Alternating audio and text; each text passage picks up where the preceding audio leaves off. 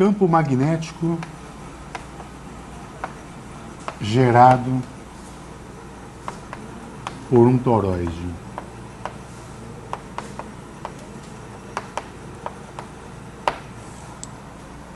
Lembra da história do toroide? Então, toroide é alguma coisa assim, ó. Isso é mais ou menos um toroide. Tudo bem? É um toroide cuja secção dele é retangular. Agora, você pode ter vários toroides. Eu digo secção retangular porque se você fizer uma secção aqui, você vai perceber que ali é um retângulo. E aí você vai enrolar fios aqui, assim, né? Vai enrolar fios com uma certa densidade. Um certo número de enrolamentos, N, por exemplo. Tem N enrolamentos. Tá? Isso aqui é um toroide.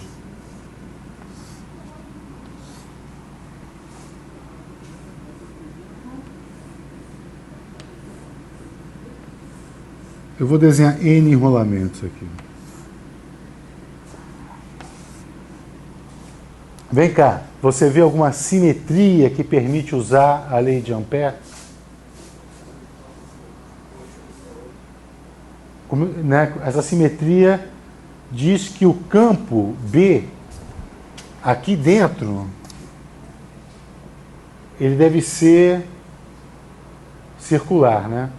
Será que isso é verdade para qualquer secção?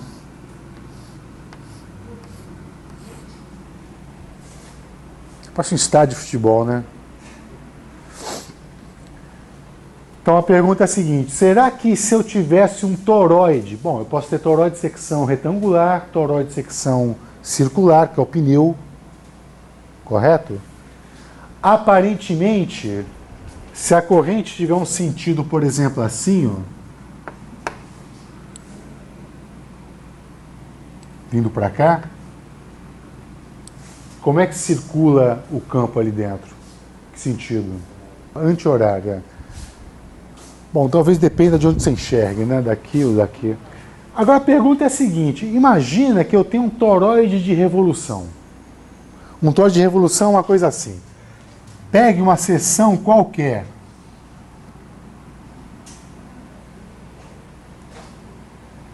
Vou pegar o simétrico disso.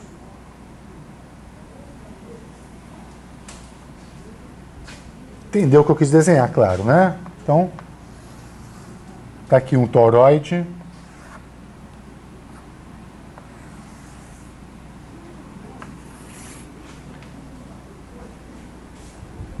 Ele tem uma secção reta que se mantém. Tem uma revolução ali.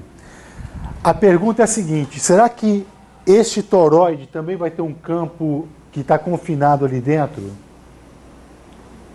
Se caso sim, prove esse resultado. E esse é o resultado do livro, a gente vai ter que provar. Vou desenhar melhor isso aqui. Então é o seguinte, eu vou desenhar aqui, esse aqui é o eixo Z, esse aqui é o eixo X,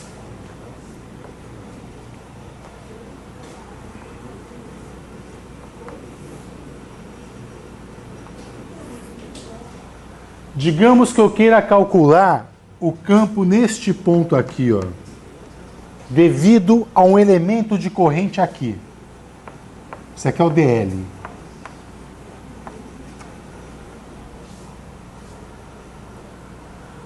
Eu vou calcular no ponto que está no plano XZ. Tá vendo? Então fiz uma secção, um corte simétrico do toroide. Eu quero calcular a componente do campo neste ponto P. Esse aqui é o vetor R. O vetor que sai da origem até o ponto P é um vetor R. A distância de P até L, esse elemento, é o R menos R'. Esse cara aqui é o R menos R'. É uma aplicação da lei de Ampère. O vetor R que indexa o ponto P, como é que eu escrevo esse cara? Então isso aqui continua sendo outra aplicação, acho que é a terceira aplicação, né?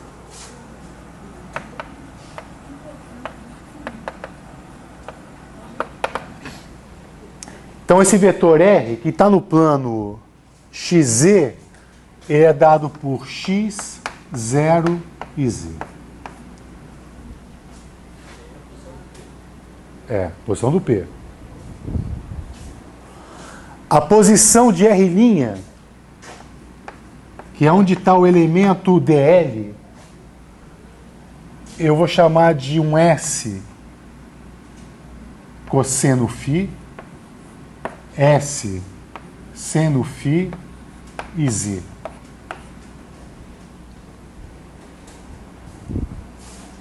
Tá? A corrente, que eu vou chamar de I com vetor em cima, que coincide com o dl, ela só tem componente S e Z. Ela não vai ter componente φ. Entendeu? Eu enrolei o fio de tal maneira que ele não tem componente angular. Então esse cara aqui vai ser um IS mais um IZ.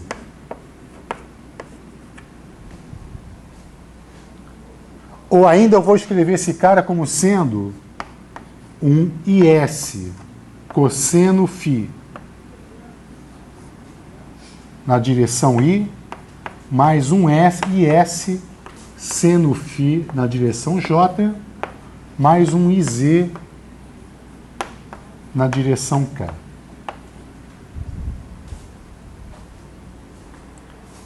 Tudo bem? Então, a hipótese é essa. A minha corrente não tem componente φ. Eu não estou enrolando ele de maneira a que ele tem uma componente no ângulo φ. Não, eu enrolo ele de tal maneira que o tempo todo ele só tem componente na direção radial ou Z. Z por quê? Porque ele sobe e desce aqui, não? R também. A distância ao eixo muda. Ok. Na lei de Biot-Savart, eu escrevo o seguinte, que o dB gerado por este elemento de corrente aqui é dado por um I0I sobre 4π dl, ou melhor, I vetor R menos R' dl sobre o módulo de R menos R' ao cubo. Esse é o elemento dB. Então, eu vou ter que calcular essa quantidade aqui e ver qual é a direção disso. Por quê? É este produto vetorial que vai me dar a direção do campo devido a este elemento de corrente aqui. Tá bom? Muito bom. Então, vamos calcular isso.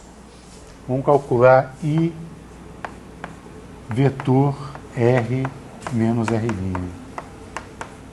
Aliás, vamos escrever quem é o vetor. Bom, R menos R' está aqui. É só subtrair. Então, isso aqui consiste em calcular um determinante cujas componentes são I, J e K. As componentes de I são IS cosseno φ, IS seno φ e Z. X menos S cosseno φ, menos S seno φ, Z menos E'. Exatamente. Ok. Então aqui, vamos ver quem é a componente I desse vetor. Componente I desse vetor tem esse cara aqui, né? Que é o IS. Z menos E' seno φ.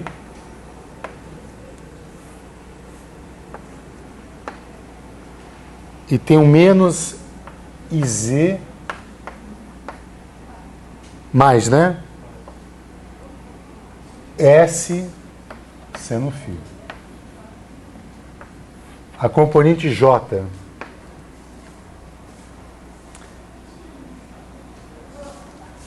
IZ x menos S cosseno φ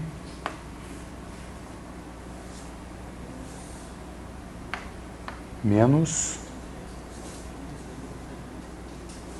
e S cosseno φ Z menos E'.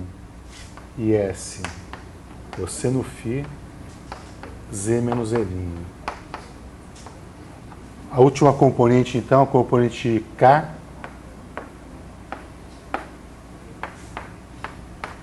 A componente K vai ser menos IS cosseno φ menos S seno φ menos... Espera aí, já me... Esse aqui, né? Multiplicando.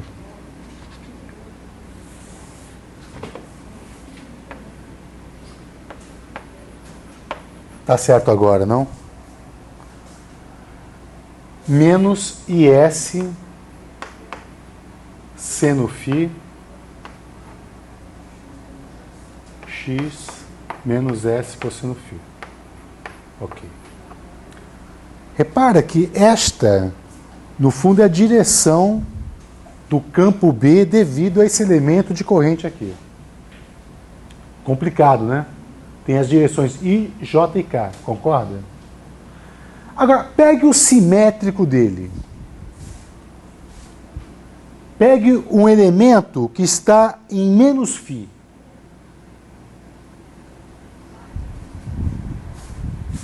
Tá bom? Então, o elemento simétrico em menos φ, eu calculo simplesmente substituindo seno de menos φ. Vai aparecer, não vai aparecer um seno de menos φ nessas expressões? O cálculo é idêntico, né? Só que eu vou substituir onde aparece φ, menos φ. Seno de menos φ é menos seno de φ. E cosseno de menos φ é cosseno de φ. O que acontece quando eu somar o elemento de corrente com o seu simétrico? Concorda que os termos em que aparece seno φ desaparecem? Sim ou não? Desaparece. E o termo que aparece cosseno φ eu multiplico por 2. Então, desaparece, desaparece. Desaparece, desaparece. Correto? Sobra, então, a direção J. Vai sobrar a direção J. O que você conclui daí? Que o campo neste ponto aponta na direção J, que é a direção do φ chapéu. É aquela direção angular. É que, na verdade, se aqui é um eixo arbitrário, não é um eixo arbitrário, se eu deslocar ele para qualquer outra posição girando, eu vou encontrar o mesmo resultado. O que você conclui daí, então? Que o campo gerado por um toroide de revolução, ele vai ser sempre circunferencial. É um termo que o livro usa, é um neologismo, a gente vai adotar. Circunferencial. Azimutal? Hã? Acho que sim, né? Azimutal. Então significa que o campo, ele circunda o nosso toroide. É isso que esse resultado prova, só isso. Essa conta toda para mostrar que um toroide de revolução, o campo B dentro dele vai circundando ele por dentro. E se existir fora, ele também vai circundar por fora.